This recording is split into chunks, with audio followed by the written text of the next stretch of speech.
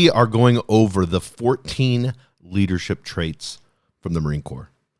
It's something that I kind of grew up in, if you want to say that, in the sense of, I was not a very smart 18-year-old, was not a bad kid, but just was playing basketball and working like 2 jobs. Really had no desire to go to college. Kind of one of those guys. So I was like, I think I want to go in the Marine Corps. My dad went in the Marine Corps. I've heard stories about it. It was cool.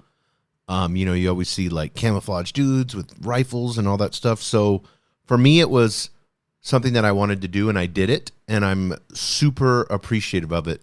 The older I get, the more I understand.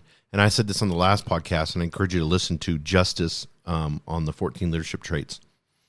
And today we're going to be talking about judgment. But you have to understand the Marine Corps has to take 18-year-olds, train them, turn them into leaders at 20, put them in charge of millions of dollars worth of equipment, turn around and send them to war in the most stressful situation you could be in, maintain the equipment, keep everybody alive, and at the same time, have everything be productive.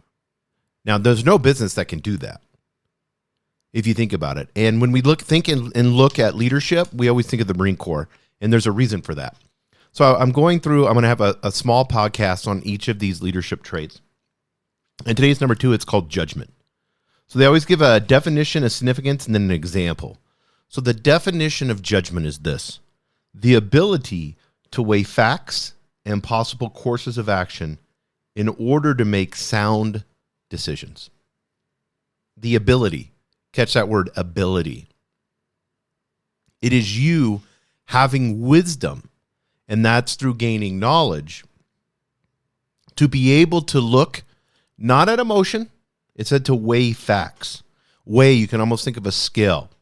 And you can go back, these leadership traits go on each other. So you can go back to justice and look at giving reward and punishment, to the merits of the case. So this is kind of, we're weighing the facts. We're looking at the facts, and we have a great ability to be able to do this. And this takes you, and I want to talk about this as a leader.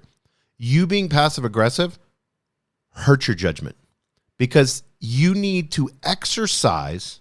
We talked about exercising responsibility, exercising discipline.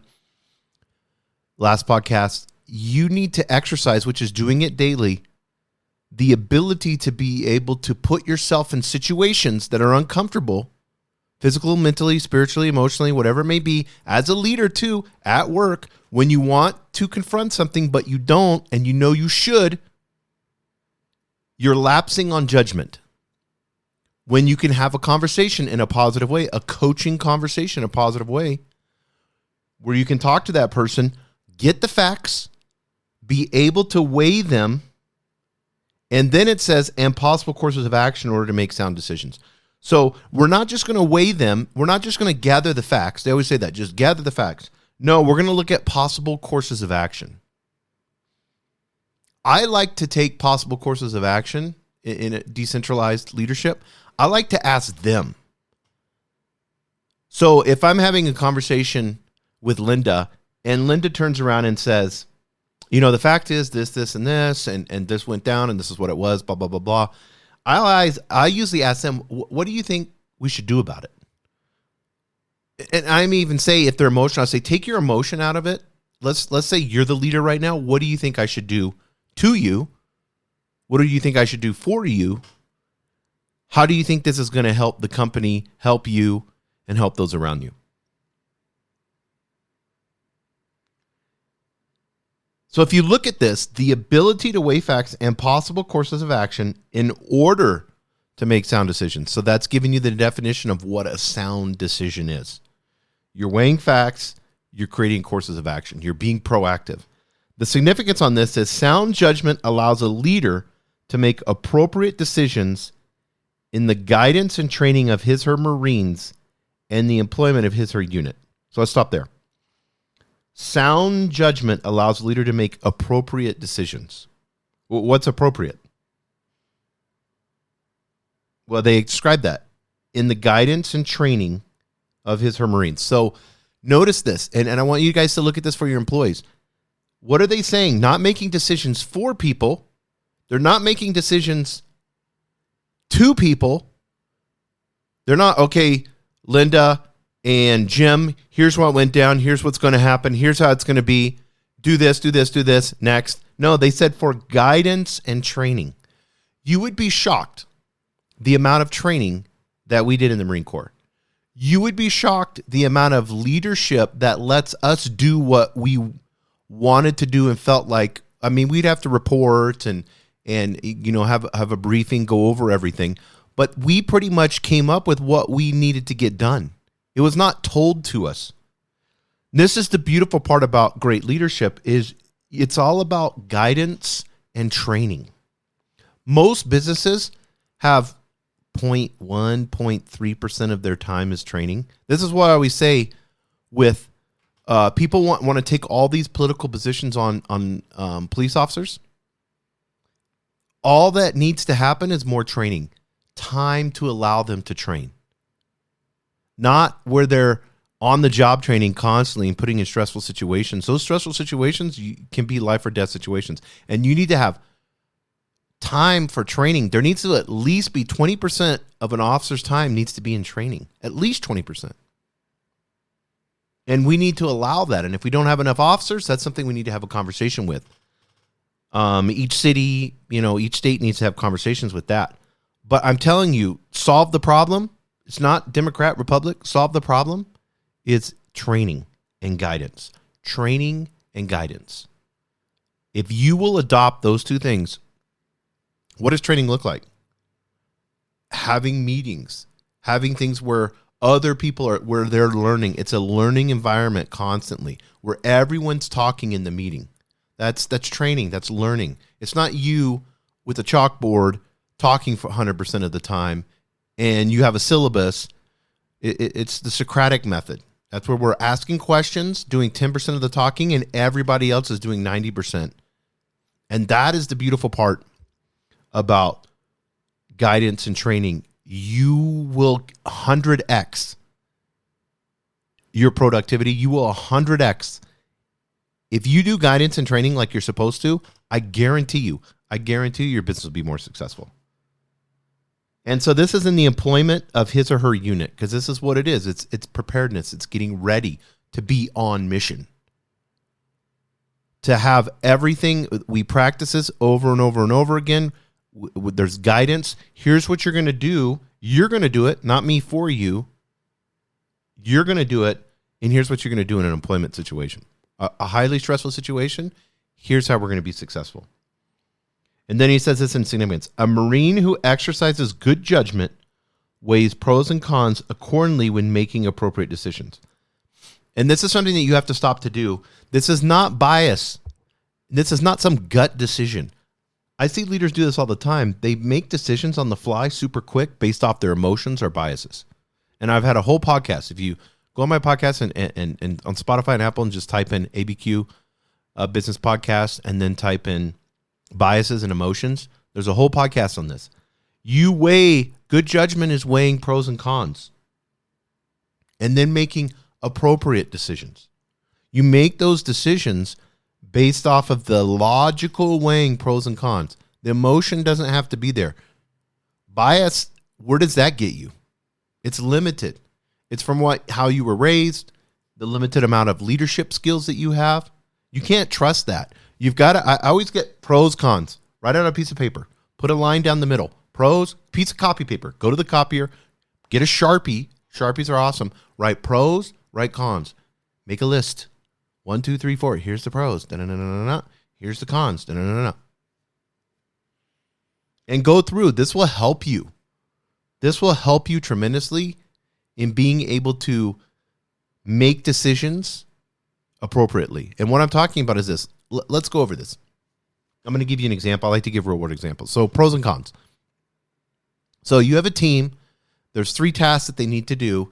You have a conversation with them. And I would put the pros and cons on a whiteboard and talk to all of them and have them come up with pros and cons. It's a lot easier, but you can sit down and say, okay, this is what I'm going to do.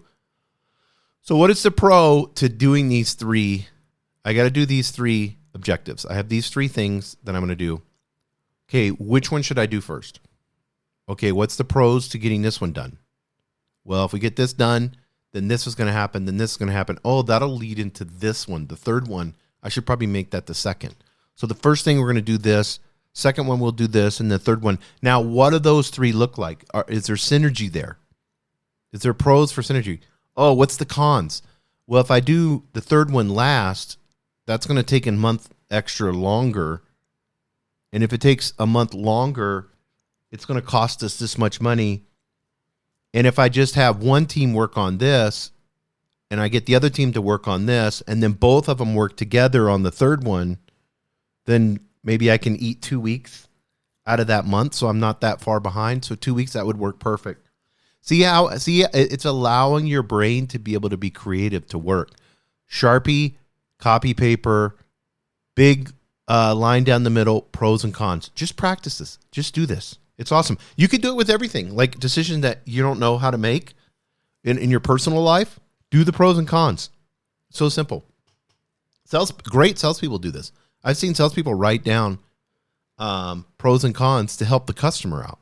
Pros, here's this, here's this, here's this. Well, what's the cons? Well, this, the payment's too high, blah, blah, blah, blah, blah. I'm financing, blah, blah, blah, blah, blah, whatever it may be. Well, what's the pros? Well, I get warranty. I get this. I get that. You can help people out that way. Okay, the example is a Marine properly apportions his or her liberty time in order to relax as well as study. So this is a good judgment. So I have liberty time. I have time where I don't have to be on mission. I have some time off. So I'm going to study. So I'm still going to be productive, but then I'm also going to relax. And what does relaxing look like for me? Is it relaxing going to the gym, doing level 1, level 2 cardio? Is it relaxing, reading and sitting by a pool? Whatever it may be, we don't properly relax. Relaxing is not watching Netflix. Relaxing is doing something that's productive, but makes you feel great at the end. A massage makes you feel great. That's productive. That's super relaxing. Going and having a moderate to mild workout, that's super productive. Taking a long shower, super relaxing, super productive. Real hot shower, a bath, those things. Think of those things to relax.